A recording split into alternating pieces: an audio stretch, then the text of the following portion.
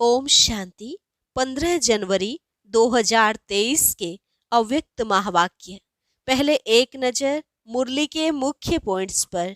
बाप दादा ने कहा, हर एक ब्राह्मण बच्चा दिलाराम बाप का बहुत दुलारा है। बाप को भी अलौकिक फक्र है कि मेरा हर बच्चा राजा बच्चा है, और केवल भविष्य के राजा नहीं बल्कि अब भी स्वराज्य अधिकारी हो। जैसे भविष्य राज्य की महिमा करते हो कि वहां एक राज्य, एक धर्म और सुख शांति आदि सब होगा, तो क्या अभी आपके स्वराज्य कारोबार में यह सब बातें हैं?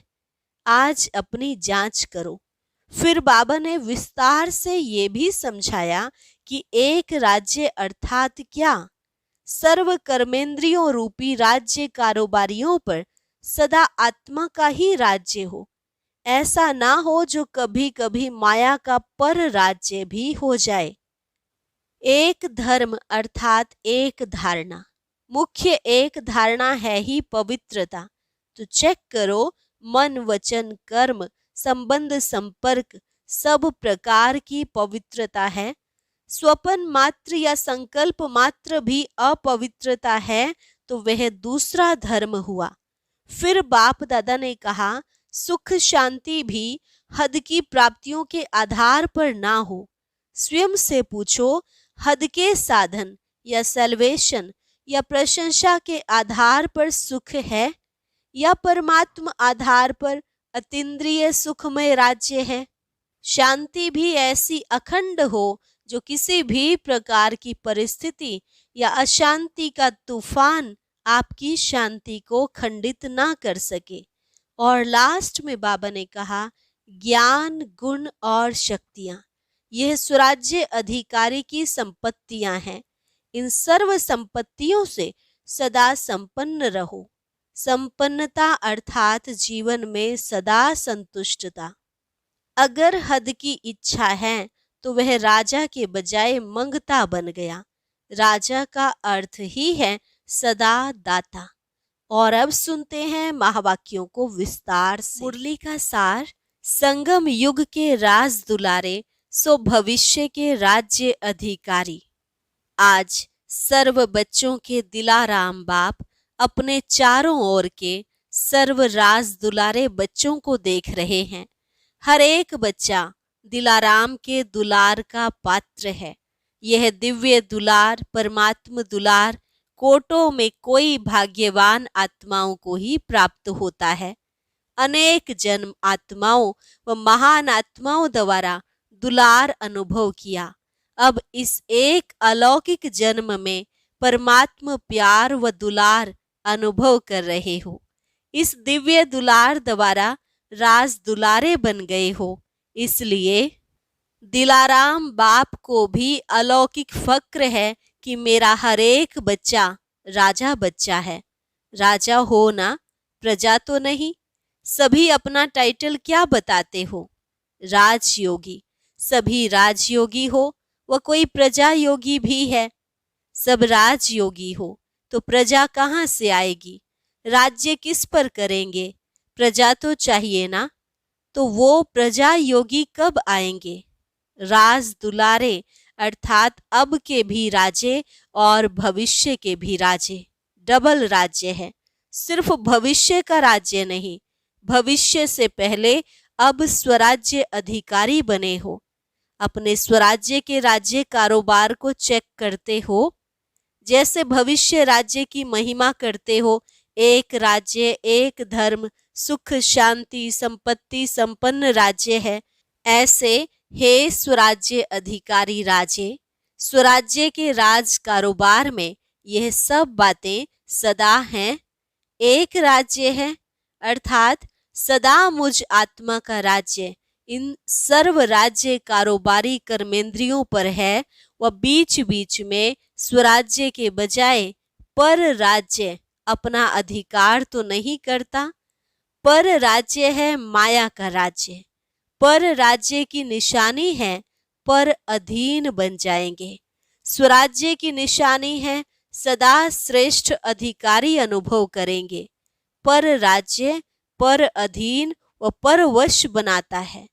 जब भी कोई अन्य राजा किसी राज्य पर अधिकार प्राप्त करता है तो पहले राजा को ही कैदी बनाता है, अर्थात पर अधीन बनाता है।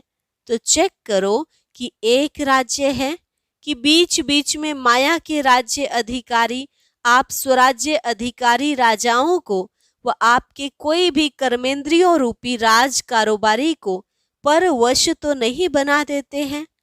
तो एक राज्य है व दो राज्य हैं। आप स्वराज्य अधिकारी का लॉ और ऑर्डर चलता है व बीच बीच में माया का भी ऑर्डर चलता है। साथ साथ एक धर्म, धर्म अर्थात धारणा। तो स्वराज्य का धर्म व धारणा एक कौन सी है? पवित्रता। मन, वचन, कर्म, संबंध, संपर्क, सब प्रकार की पवित्रता, इसको कहा जाता है एक धर्म अर्थात एक धारणा। स्वपन मात्र, संकल्प मात्र भी अपवित्रता अर्थात दूसरा धर्म ना हो, क्योंकि जहां पवित्रता है वहां अपवित्रता अर्थात व्यर्थ व विकल्प का नाम निशान नहीं होगा।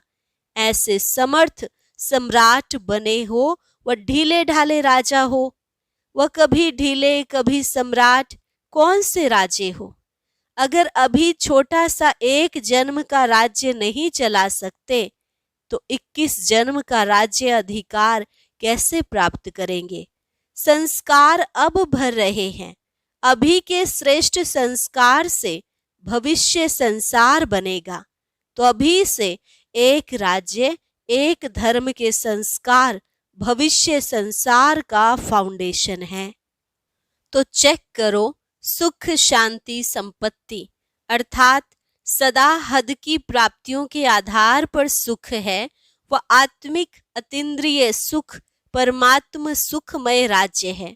साधन व सल्वेशन व प्रशंसा के आधार पर सुख की अनुभूति है व परमात्म आधार पर अतीन्द्रिय सुखमय राज्य है। इसी प्रकार से अखंड शांति, किसी भी प्रकार की अशांति की परिस्थिति अखंड शांति को खंडित तो नहीं करती है। अशांति का तूफान चाहे छोटा हो चाहे बड़ा हो, लेकिन स्वराज्य अधिकारी के लिए तूफान अनुभवी बनाने की उड़ती कला का तोहफा बन जाए, लिफ्ट की गिफ्ट बन जाए, इसको कहा जाता है अखंड शांति। तो चेक करो, अखंड शांतिमय स्वराज्य है। ऐसे ही संपत्ति अर्थात स्वराज्य की संपत्ति ज्ञान, गुण और शक्तियां हैं। इन सर्व संपत्तियों से संपन्न स्वराज्य अधिकारी है।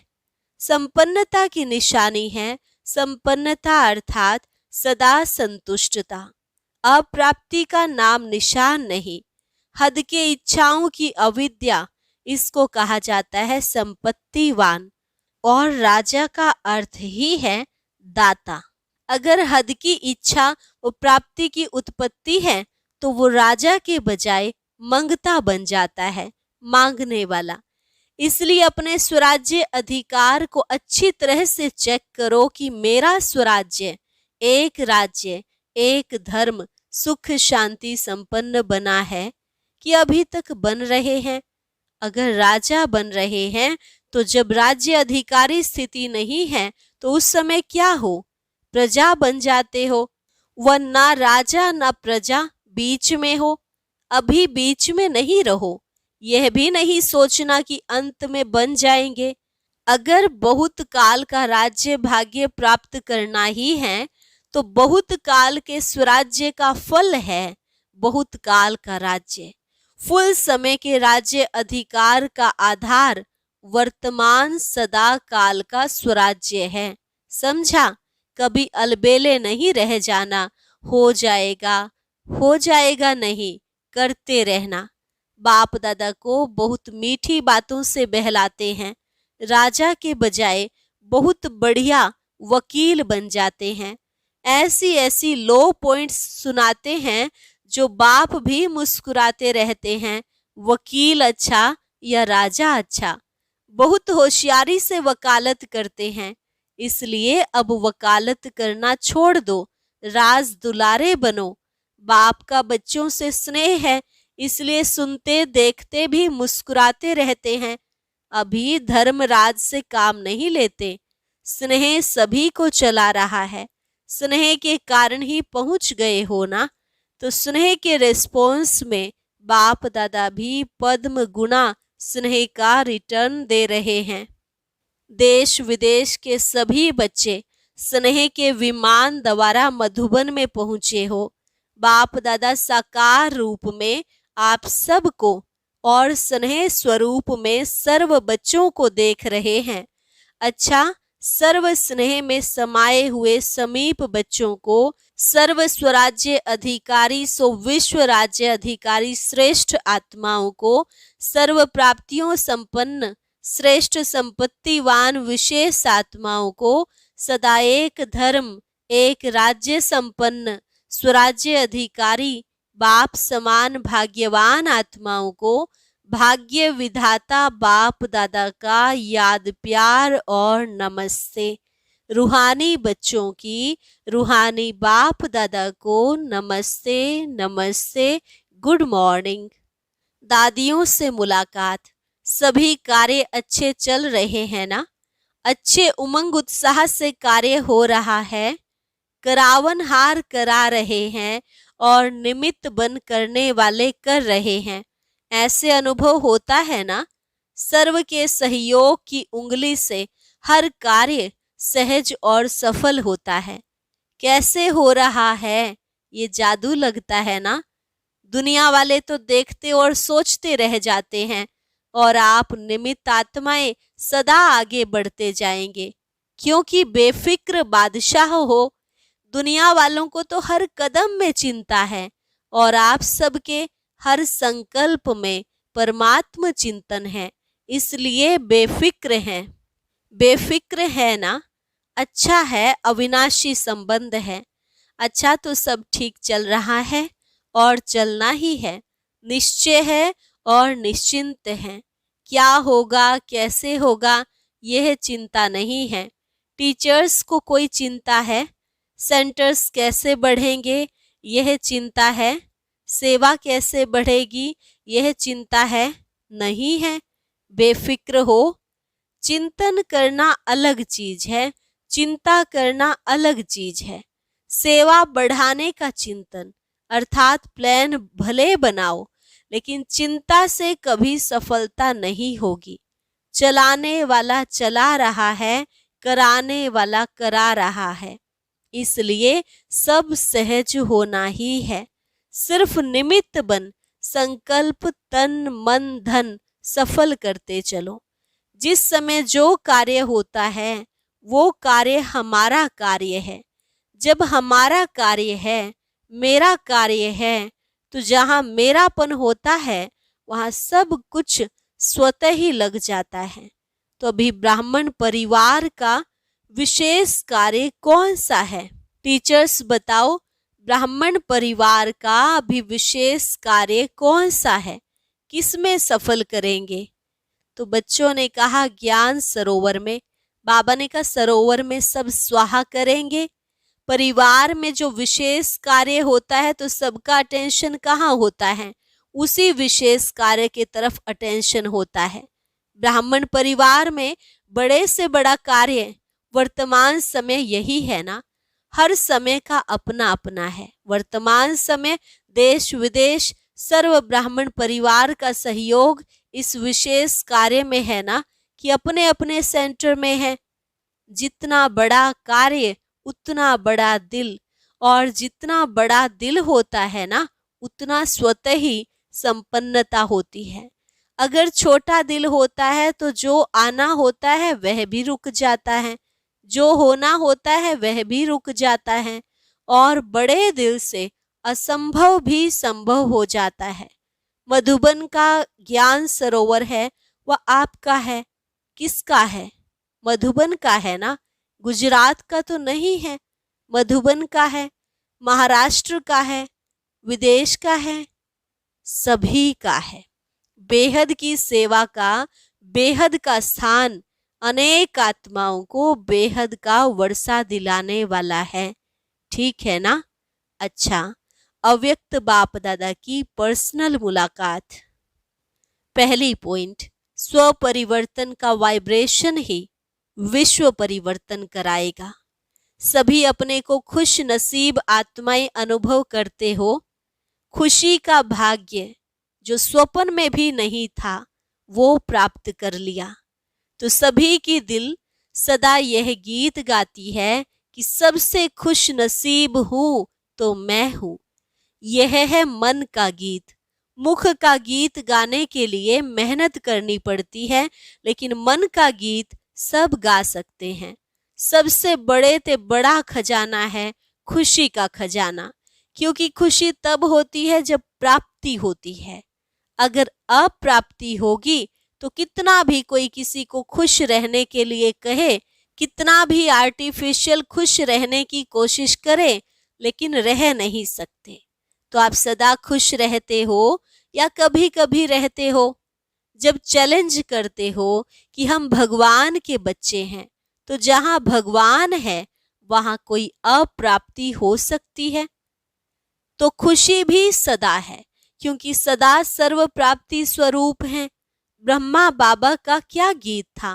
पा लिया जो था पाना। तो यह सिर्फ ब्रह्मा बाप का गीत है या आप सबका? कभी कभी थोड़ी दुख की लहर आ जाती है, कब तक आएगी? अभी थोड़ा समय भी दुख की लहर ना आए। जब विश्व परिवर्तन करने के निमित्त हो तो अपना ये परिवर्तन नहीं कर सकते हो? अभी भी टाइम चाहिए, फुल स्टॉप लगाओ। ऐसा श्रेष्ठ समय, श्रेष्ठ प्राप्तियां, श्रेष्ठ संबंध सारे कल्प में नहीं मिलेगा। तो पहले स्व परिवर्तन करो। यह स्व परिवर्तन का वाइब्रेशन ही विश्व परिवर्तन कराएगा। डबल विदेशी आत्माओं की विशेषता है फास्ट लाइफ। तो परिवर्तन में फास्ट है। फॉरेन में कोई ढीला ढाला चलता है तो अच्छा नहीं लगता है ना, तो इसी विशेषता को परिवर्तन में लाओ। अच्छा है, आगे बढ़ रहे हैं और बढ़ते ही रहेंगे। पहचानने की दृष्टि अच्छी तेज है जो बाप को पहचान लिया।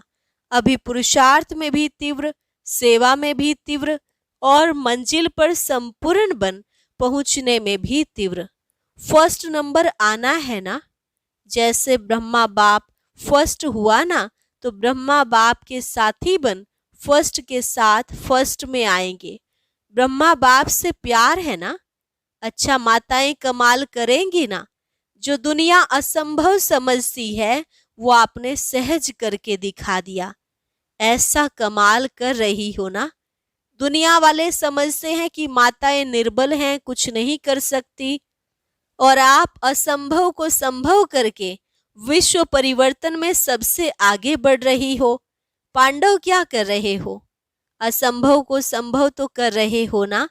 पवित्रता का झंडा लहराया है ना। हाथ में अच्छी तरह से झंडा पकड़ा है या कभी नीचे हो जाता है? सदा पवित्रता के चैलेंज का झंडा लहराते रहो।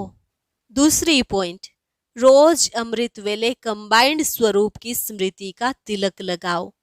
बाप दादा पूछते, सदा अपने को सहज योगी अनुभव करते हो? कितनी भी परिस्थितियां मुश्किल अनुभव कराने वाली हो, लेकिन मुश्किल को भी सहज करने वाले सहज योगी हैं। ऐसे हो या मुश्किल के समय मुश्किल का अनुभव होता है? सदा सहज है। मुश्किल होने का कारण है बाप का साथ छोड़ देते हो। जब अकेले बन जाते हो तो कमजोर पड़ जाते हो, और कमजोर को तो सहज बात भी मुश्किल लगती है। इसलिए बाप दादा ने पहले भी सुनाया है कि सदा कंबाइंड रूप में रहो। कंबाइंड को कोई अलग नहीं कर सकता। जैसे इस समय आत्मा और शरीर कंबाइंड है, ऐसे बाप और आप कंबाइंड रहो। माताएं क्या समझती हो? कंबाइंड हो या कभी अलग कभी कंबाइंड? ऐसा साथ फिर कभी मिलना है, फिर क्यों साथ छोड़ देती हो? काम ही क्या दिया है? सिर्फ यह याद रखो कि मेरा बाबा इससे सहज काम क्या होगा? मुश्किल है। तो बच्चों ने कहा, 63 जन्मों के संस्कार हैं, अभी तो नया जन्म हो गया ना। नया जन्म नए संस्कार। अभी पुराने जन्म में हो या नए जन्म में, या आधा आधा है? तो नए जन्म में स्मृति के संस्कार हैं या विस्मृति के? फिर नए को छोड़कर पुराने में क्यों जाते हो? नई चीज अच्छी लगती है या पुरानी चीज अच्छी लगती है? फिर पुराने में क्यों चले जाते हो? रोज अमृत वेले स्वयं को ब्राह्मण जीवन के स्मृति का तिलक लगाओ। जैसे भक्त लोग तिलक जरूर लगाते हैं, तो आप स्मृति का तिलक लगाओ। वैसे भी देखो, माताएं जो तिलक लगाती हैं वो साथ का तिलक लगाती हैं। तो सदा स्मृति रखो कि हम कंबाइंड हैं, तो इस साथ का तिलक सदा लगाओ। अगर युगल होगा तो तिलक लगाएंगे, अगर युगल नहीं होगा तो तिलक नहीं लगाएंगे। यह साथ का तिलक है। तो रोज स्मृति का तिलक लगाती हो या भूल जाता है? कभी लगाना भूल जाता, कभी मिट जाता।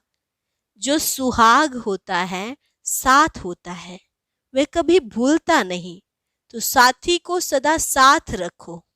यह ग्रुप सुंदर गुलदस्ता है, वैरायटी फूलों का गुलदस्ता, शोभनीक लगता है। तो सभी जो भी जहां से भी आए हो, सभी एक दो से प्यारे हैं, सभी संतुष्ट होना, सदा साथ हैं और सदा संतुष्ट हैं। बस यही एक शब्द याद रखना कि कंबाइंड हैं और सदा ही कंबाइंड रह साथ जाएंगे। लेकिन साथ रहेंगे तो साथ चलेंगे, साथ रहना है, साथ चलना है। जिससे प्यार होता है उससे अलग हो नहीं सकते। हर सेकंड, हर संकल्प में साथ है ही। अच्छा, वरदान, बैलेंस की विशेषता को धारण कर सर्व को ब्लेसिंग देने वाले शक्तिशाली सेवाधारी भव। बैलेंस की विशेषता को धारण कर सर्व को ब्लेसिंग देने वाले शक्तिशाली सेवाधारी भव। अभी आप शक्तिशाली आत्माओं की सेवा है सर्व को ब्लेसिंग देना। चाहे नयनों से दो, चाहे मस्तक मणि द्वारा दो। जैसे साकार को लास्ट कर्मातीत स्टेज के समय देखा, कैसे बैलेंस की विशेषता थी और ब्लेसिंग की कमाल थी। तो फॉलो फादर करो। यही सहज और शक्तिशाली सेवा है। इसमें समय भी कम, मेहनत भी कम और रिजल्ट ज्यादा निकलती है। तो आत्मिक स्वरूप से सबको ब्लेसिंग देते चलो। स्लोगन, विस्तार को सेकंड में समाकर ज्ञान के सार का अनुभव करना ही लाइट माइट हाउस बनना है। विस्तार को सेकंड में समाकर ज्ञान के सार का अनुभव करना ही लाइट माइट हाउस बनना है। अच्छा, और अब सुनते हैं आज का अव्यक्त ज्ञान मोती।